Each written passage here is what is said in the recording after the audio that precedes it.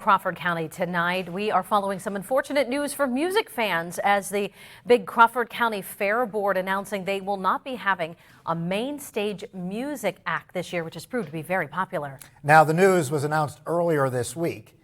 And our Tom Kowalski tonight is joining us here in the studio. Tom, you were in Crawford County earlier today to find out just why there won't be any major musical acts. What more did you find out?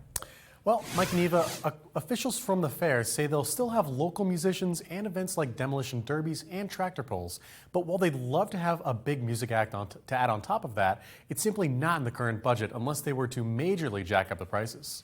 While people come to the Crawford County Fair for the food, local vendors, and livestock shows, one of the most popular events has always been the grandstand concert. But this year, Crawford County Commissioner and fair official Frank Wiederspan says they had to cancel the act due to budget concerns. It's been quite a few years since we've actually made any money on those concerts, and it's because of those losses, it's drained the funds that the county has, and they don't have the funds that they used to book those big acts. Fair President Dean Maynard says it's not because they don't want big acts at the fair, they simply can't afford them. In recent years, they've tried to get country star Brad Paisley, but can't this year because he's simply too expensive. He's $400,000.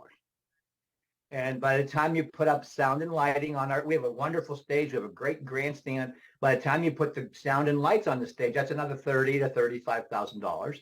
And we'd have to sell seats for a minimum of $60. And the top row of the grandstand, you'd be 70 yards from the singer. And local businesses who sell goods at the fair say they'll miss out on some money they make at the events. The stand where my apple dumplings are sold is right near the grandstands.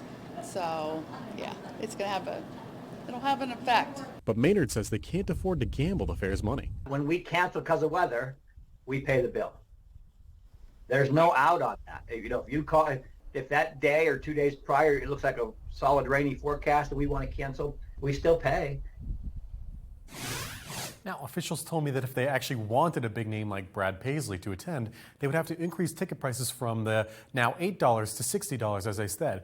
And while they'd love to feature a smaller local band, that simply wouldn't get enough butts in seats to cover the costs. So they had to make the difficult decision to axe the show.